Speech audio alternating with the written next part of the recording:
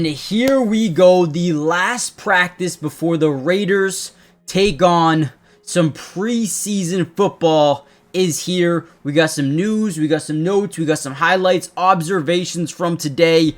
This is a massive one because, again, we're right there. Football's back, right? We're hours away from them playing in a game. Again, meaningless game, but again, means a lot for some of these younger guys. So we're going to break down everything that you need to know from today's practice. Also, big news about who's playing in tomorrow's game. We're going to get to all of it. Before we dive in, go give a follow to Jesse Merrick on Twitter. Does a great job following this team, but more importantly, allows us to use the footage and the news and notes that he gets from practice and kind of put it into a video. So make sure you guys go follow Jesse Merrick as well as your boy Q, Levi Edwards, Ryan McFadden. Anyone that we utilize in this video, make sure you guys go follow them.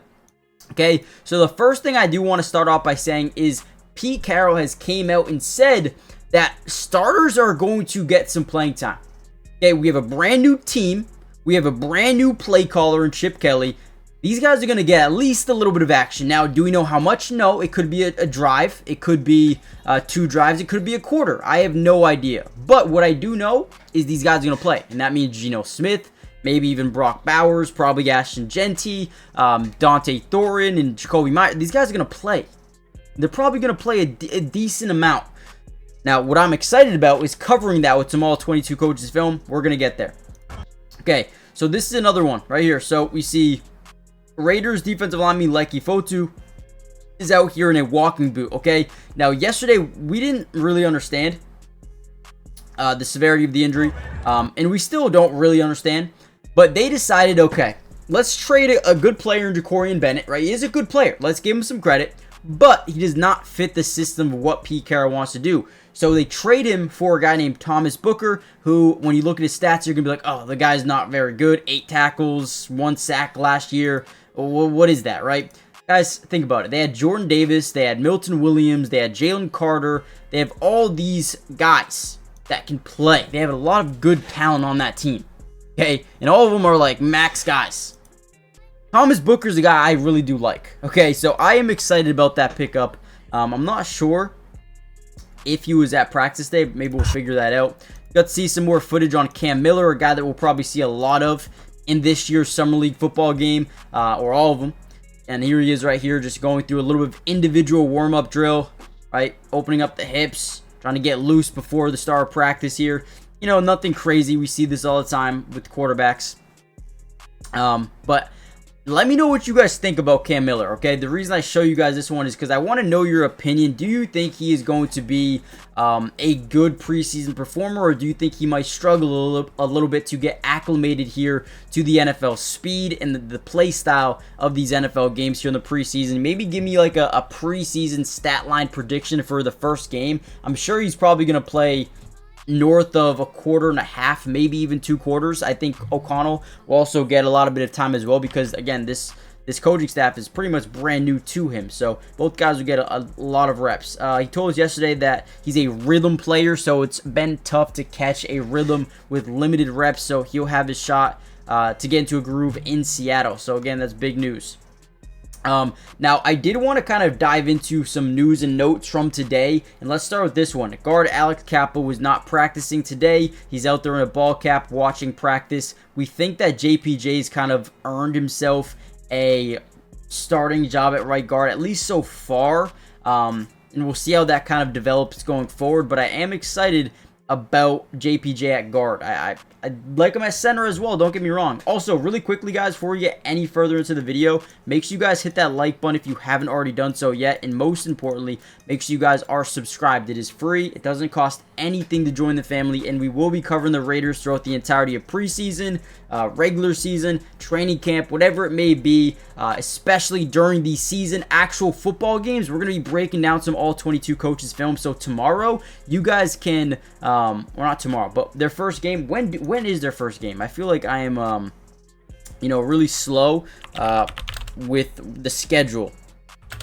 So, Raiders game is looking like Thursday, August 7th against Seattle. So that is a day away. So we got today, we got tomorrow, and then we got the game at 10 p.m. my time, Eastern time.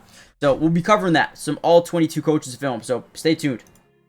Okay, so Bachman and Colin Johnson are getting a little bit of work with Geno in the ones. I think this is important because whenever you have a quarterback like Geno and having guys that can rotate in, and we always know there's going to be injury. So having guys that already have chemistry rather than week 7 when you have 2 guys missing a game, throwing Colin Johnson, throwing Bachman into the game, right? They don't have the chemistry of Geno. So getting that chemistry kind of established early is huge. We had 2 red zone touchdowns, and again, we've been saying it every single practice, Brock Bowers is going to be huge in this offense, especially in the red area. Had 2 red zone touchdowns today. I believe Michael Mayer also got one as well. So tight ends, man, 12, 11, 13, 14 personnel. Utilize it, man. Utilize it as much as possible. Now, after practice, it was more of a lighter practice today, but we did get to hear a little bit of Pete Carroll and what he kind of had to say in some situations. He said, we like our group of corners, right? We're talking about Eric Stokes and Darnay Holmes and Darien Porter and DeCamerion Richardson and Caillou Blue Kelly. We feel confident in the group, so we are able to get a guy up front, and they really desperately needed a guy up front. So that was huge for them. Again, he said, on whether or not his starters will play, he said everyone is live, everybody is ready to go. Competition, these guys need to come out here and be difference makers in these preseason games. D-line, oh, JJ, I love JJ. I haven't hit a quarterback in a long time, so he's excited to get some play time on Thursday. Going back with Pete, that's going to be pretty cool.